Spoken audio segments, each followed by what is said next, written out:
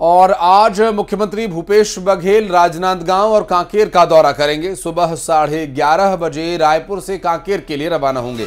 कांकेर में कार्यकर्ताओं से मुलाकात करेंगे और कांकेर के बाद राजनांदगांव जाएंगे मुख्यमंत्री भूपेश बघेल। राजनांदगांव के कार्यक्रम आपको बताएं, आम सभा को यहां पर भी संबोधित करने वाले हैं। चुनावी सीजन लगातार जनसंपर्क बनाने की कोशिश करते वाला की भेंट मुलाकात का दौर भी आपने देखा है। जब जब जिले में पहुंचते हैं उसी तरह का उत्साह और उसी प्रकार के जोश के साथ जनता मुख्यमंत्री का स्वागत करती है। आज भी ये दो मुख्य कार्यक्रम कांकेर और राजनांदगांव के लिए साझा किए गए हैं। कांकेर जहां पर दौरा कार्यकर्ताओं से मुलाकात करना है, आम सभा को भी संबोधित करेंगे। और राजनांदगांव पूर्व मुख्यमंत्री रमन सिंह का एक गढ़ माना जाता है, जहां पर पहुंचकर कांग्रेस के तमाम बड़े नेता ये चाहते हैं कि जनता को साध सके, बातचीत हो सके जनता से और कहीं ना कहीं चुनाव पर प्रभाव पड़े, इसका प्रयत्न पार्टी लगातार करती हुई। ये मिनट टू मिनट कार्यक्रम सुबह 11:30 बजे रायपुर से कांकेर के लिए रवाना होंगे मुख्यमंत्री। कार्यकर्ताओं से सबसे पहले मुलाकात करनी है। कांकेर के बाद सीधे राजनांदगांव में आम सभा मुख्यमंत्री भूपेश बघेल की।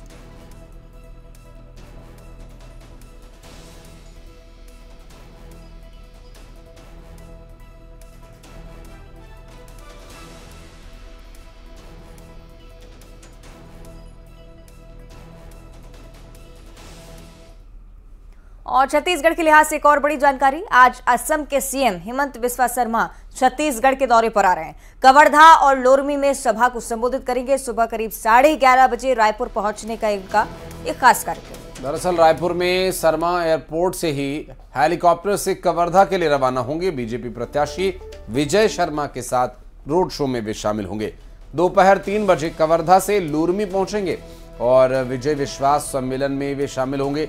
बीजेपी के प्रदेश अध्यक्ष अरुण साव भी इस दौरान उनके साथ मौजूद रहेंगे और लोरमी में आम सभा को भी संबोधित करने वाले हैं हिमंत बिस्वा शर्मा।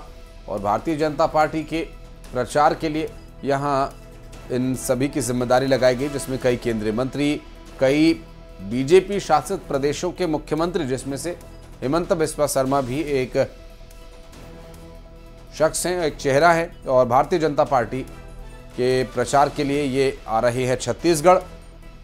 रायपुर एयरपोर्ट से हेलीकॉप्टर से ही वे कवर्धा के लिए रवाना होंगे और बीजेपी प्रत्याशी के लिए रोड शो करेंगे।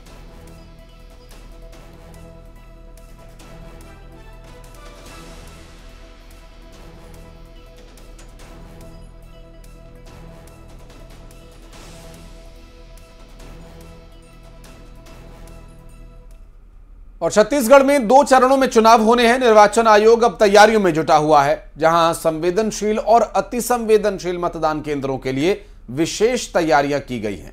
तो आपको बताएं कि 10 हेलीकॉप्टर चुनावी काम में लगाए गए हैं। 20 विधानसभा में 600 कंपनियां तैनात की गई हैं।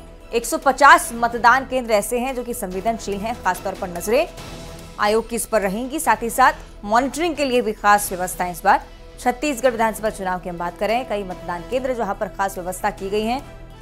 10 हेलीकॉप्टर्स चुनावी कार्य के लिए मिले हैं। 600 कंपनियां 20 विधानसभा क्षेत्रों में तैनात रहने वाली हैं। 150 मतदान केंद्र संवेदनशील, जहां पर पैनी निगरानी होगी। और अति संवेदनशील कुछ क्षेत्र रहेंगे, उसके बारे में भी डिटेल्स आपको आगे बताएंगे। और ये जो तैयारी विधानसभा चुनाव की चुनाव आयोग के द्वारा की जा रही है, ये पहले चरण के लिए, जो कि ज्यादातर जो सीट्स हैं इसमें 20 सीट में से कुछ नक्सल प्रभावित क्षेत्र में भी आती हैं। इसके लिए यहां पर ये विशेष और अतिरिक्त इंतजाम किए गए हैं। खासतौर पे जो प्रथम चरण में हमारे 20 विधानसभा क्षेत्र है, उसमें हमारे 5 जिलों के जो कुछ मतदान केंद्र है वो बहुत अति संवेदनशील माने जाते हैं। और उसमें जो अति संवेदनशील के तारतम्य में बहुत व्यवस्था की है। खास तौर पे जो एरिया डोमिनेशन हो या हमारे उस क्षेत्र के मतदान केंद्र की सुरक्षा हेतु सेंट्रल आर्म रिजर्व फोर्सेस भी पर्याप्त मात्रा में प्राप्त हुई है। लगभग 600 कंपनीज हमको हमेशा की तरह प्राप्त हुई है, उनको भी डिप्लॉय किया जा रहा है। और अब बात करेंगे छत्तीसगढ़ के पूर्व सीएम रमन सिंह की, जिन्होंने एक बार फिर से कांग्रेस पर हमला बोला है। उन्होंने राजनांदगांव में कांग्रेस पर बाहरी को प्रत्याशी बनाने का आरोप लगाया है। रमन सिंह ने कहा कि कांग्रेस के पास प्रत्याशी नहीं है, उन्हें बाहरी को उम्मीदवार बनाना पड़ा है। पार्टी में अंदरूनी कलह की उन्होंने बात कही। उन्होंने कहा कि बीजेपी कि तीसरी सूची पर कहा कि वो कभी भी जारी हो सकती है और कांग्रेस पार्टी पर निशाना साधना वे नहीं भूले।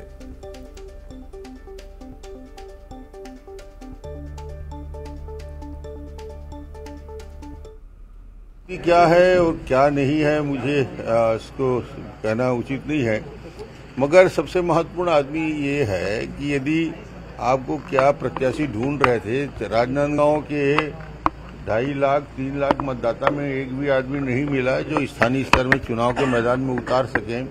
आपको जिले के बाहर के दूर के लोगों को बुलाने की जरूरत क्यों पड़ गई? राजनांदगांव की जनता यही प्रश्न कर रही है। गिरीश देवांगन कह रहे हैं कि आपको विजन लेस बता रहे हैं। मेरा विजन के बारे में 1 घंटा समझना पड़ेगा। छत्तीसगढ़ यहाँ तक पहुँचा है, एक विजन को लेकर पहुँचा है, और छत्तीसगढ़ में जो डेवलपमेंट के 15 साल काम हुए उसके पीछे विजन था। गिरीश जी अभी उस ऊंचाई पे पहुँचे नहीं है, इसलिए उसमें ज्यादा प्रतिक्रिया देने की जरूरत मैं नहीं समझता। और केंद्रीय राज्य मंत्री रेणुका सिंह को मनेन्द्रगढ़ के भरतपुर सोनहत से बीजेपी ने प्रत्याशी बनाया, जिसके बाद से केंद्रीय मंत्री क्षेत्र में चुनाव प्रचार में जुटी हुई है। कांग्रेस रेणुका सिंह को बाहरी प्रत्याशी बता रही है। इसका जवाब भी हालांकि रेणुका सिंह ने दिया, इसे अपना मायका बता दिया है। जिले में मंत्री, विधायक, सांसद के तौर पर अपनी उपलब्धियां भी वो बता रही थी।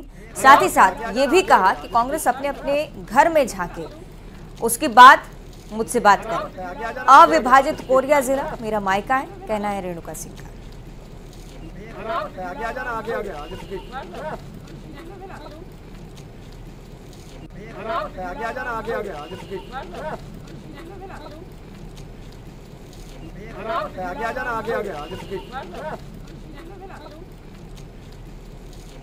कोरिया मेरा मायके है। जनकपुर में मेरे पिताजी नौकरी किए हैं। बनास नदी में रेणुका सिंह नहाई है। मैं कई बार इस क्षेत्र में आती रही हूँ। प्रभारी मंत्री के रूप में मैंने काम किया है। महिला बाल विकास समाज कल्याण मंत्री के रूप में मेरी उपलब्धियां हैं। आज केंद्रीय राज्य मंत्री के रूप में मैंने कई काम किए हैं। प्रदेश की 12 वो जनजातियां जो 32 वर्षों से जनजाति की सूची में शामिल होने के लिए लालायक थी, वो एक पवित्र और बड़े काम को मैंने किया है। ये जो भरतपुर सोनहत है, यहाँ की जनता न मुझसे अनभिज्ञ है और यहाँ की समस्याओं से मैं पूरी तरीके से अवगत हूँ। ये मेरी मिट्टी है, यहाँ के हवा पानी ने मुझे ऊर्जा दिया है।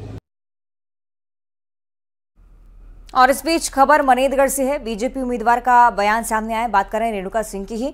खुले मंच से एक बयान दिया है, जो मेरे कार्यकर्ता की एक उंगली काटेगा, एक हाथ काटकर दूसरे हाथ में देना जानती हूँ। दरअसल इसमें कहा गया कि जब मंडल अध्यक्ष थी, मेरे ऊपर 12 केसेस लगे हुए थे, 12 केसेस लगे थे, 200 धाराएं लगी हुई थी। खुले मंच से एक बड़ा बयान।